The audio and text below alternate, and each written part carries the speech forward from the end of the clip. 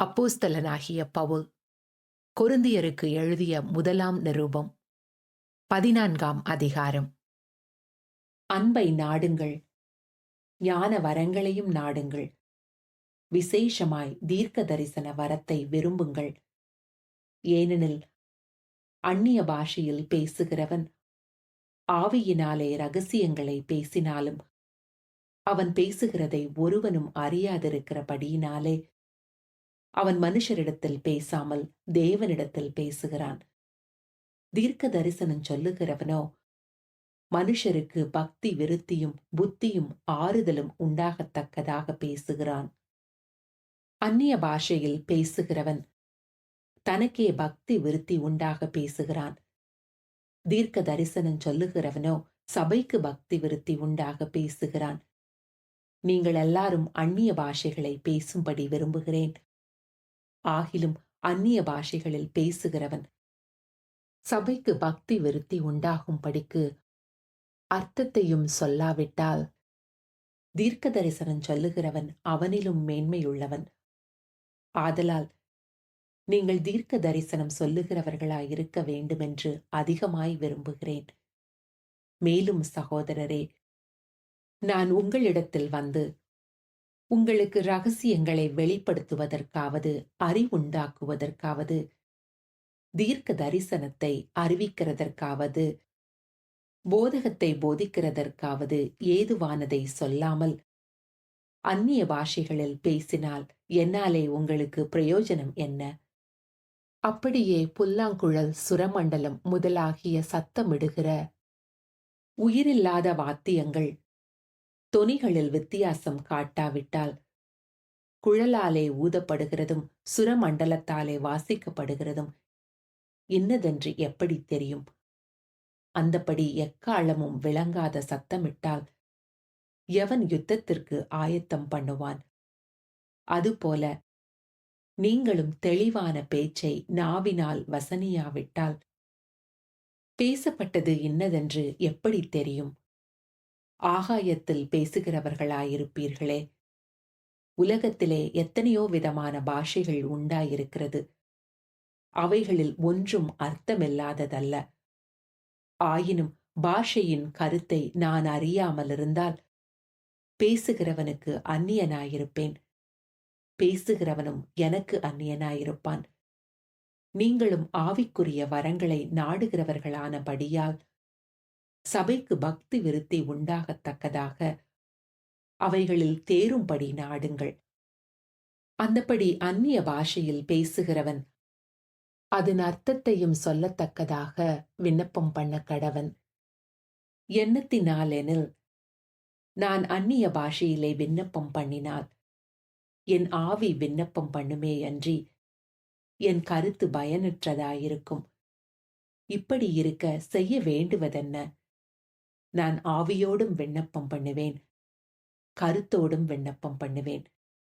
நான் ஆவியோடும் பாடுவேன், கருத்தோடும் பாடுவேன். இல்லாவிட்டால் நீ ஆவியோடு ஸ்தோத்திரம் பண்ணும்போது கல்லாதவன் உன் ஸ்தோத்திரத்திற்கு ஆமேன் என்று எப்படி சொல்லுவான்? நீ பேசுகிறது இன்னதென்று அவன் அறியானே. நீ நன்றாய் ஸ்தோத்திரம் பண்ணுகிறாய், ஆகிலும் மற்றவன் பக்தி விருத்தி அடைய மாட்டானே. உங்கள் எல்லாரிலும் நான் அதிகமாய் பாஷைகளை பேசுகிறேன். இதற்காக என் தேவனை ஸ்தோத்தரிக்கிறேன். அப்படியிருந்தும் நான் சபையிலே அந்நிய பாஷையில் 10,000 வார்த்தைகளை பேசுகிறதிலும் மற்றவர்களை உணர்த்தும்படி என் கருத்தோடே 5 வார்த்தைகளை பேசுகிறதே எனக்கு அதிக விருப்பமாயிருக்கும். சகோதரரே, நீங்கள் புத்தியிலே குழந்தைகளாயிராதேயுங்கள். துர்க்குணத்திலே குழந்தைகளாயும் புத்தியிலோ தேறினவர்களாயும் இருங்கள். மறுபாஷைக்காரராலும் மறு உதடுகளாலும் இந்த ஜனங்களிடத்தில் பேசுவேன். ஆகினும் அவர்கள் எனக்கு செவி கொடுப்பதில்லை என்று கர்த்தர் சொல்லுகிறார் என்று வேதத்தில் எழுதியிருக்கிறதே. அப்படியிருக்க அந்நிய பாஷைகள் விசுவாசிகளுக்கு அடையாளமாயிராமல் அவிசுவாசிகளுக்கு அடையாளமாயிருக்கிறது. தீர்க்க தரிசனமோ அவிசுவாசிகளுக்கு அடையாளமாயிராமல் விசுவாசிகளுக்கு அடையாளமாயிருக்கிறது. ஆகையால் சபையார் எல்லாரும் ஏகமாய் கூடி வந்து எல்லாரும் அந்நிய பாஷைகளிலே பேசிக் கொள்ளும்போது கல்லாதவர்களாவது அவிசுவாசிகளாவது உள்ளே பிரவேசித்தால் அவர்கள் உங்களை பைத்தியம் பிடித்தவர்கள் என்பார்கள் அல்லவா? எல்லாரும் தீர்க்க தரிசனம் சொல்லுகையில் அவிசுவாசி ஒருவன் அல்லது கல்லாதவன் ஒருவன் உள்ளே பிரவேசித்தால் அவன் எல்லாராலும் உணர்த்துவிக்கப்பட்டும் எல்லாராலும் நிதானிக்கப்பட்டும் இருப்பான். அவனுடைய இருதயத்தின் அந்தரங்கங்களும் வெளியரங்கமாகும். அவன் முகங்குப்புற விழுந்து தேவனை பணிந்து கொண்டு தேவன் மெய்யாய் உங்களுக்குள்ளே இருக்கிறார் என்று அறிக்கையிடுவான். நீங்கள் கூடி வந்திருக்கிற போது ஒருவன் சங்கீதம் பாடுகிறான், ஒருவன் போதகம் பண்ணுகிறான், ஒருவன் அந்நிய பாஷையை பேசுகிறான், ஒருவன் ரகசியத்தை வெளிப்படுத்துகிறான், ஒருவன் வியாக்கியானம் பண்ணுகிறான். சகோதரரே, இது என்ன? சகலமும் பக்தி விருத்திக்கு ஏதுவாக செய்யப்பட கடவது. யாராவது அந்நிய பாஷையிலே பேசுகிறதுண்டானால் அது 2 பேர் மட்டில் அல்லது மிஞ்சினால் 3 பேர் மட்டில் அடங்கவும் அவர்கள் ஒவ்வொருவராய் பேசவும் அதன் அர்த்தத்தை சொல்லவும் வேண்டும். அர்த்தம் சொல்லுகிறவன் இல்லாவிட்டால் சபையிலே பேசாமல் தனக்கும் தேவனுக்கும் தெரிய பேச கடவன்.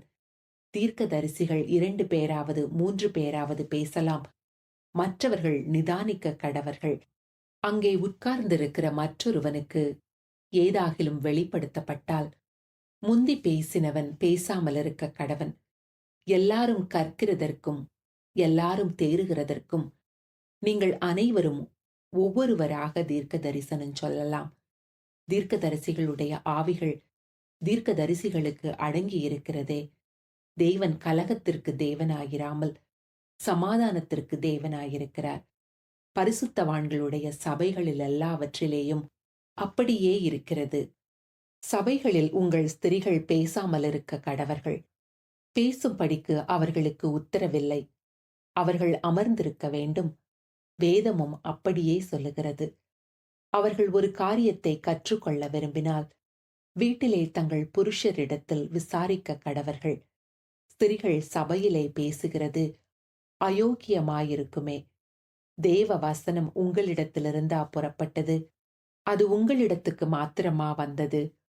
ஒருவன் தன்னை தீர்க்கதரிசி என்றாவது ஆவியை பெற்றவன் என்றாவது எண்ணினால் நான் உங்களுக்கு எழுதுகிறவைகள் கர்த்தருடைய கற்பனைகள் என்று அவன் ஒத்துக்கொள்ள கடவன். ஒருவன் அறியாதவனாயிருந்தால் அவன் அறியாதவனாயிருக்கட்டும். இப்படி இருக்க சகோதரரே, தீர்க்க தரிசனம் சொல்ல நாடுங்கள். அந்நிய பாஷைகளை பேசுகிறதற்கும் தடை பண்ணாதிருங்கள். சகலமும் நல்லொழுக்கமாயும் கிரயமாயும் செய்ய கடவது.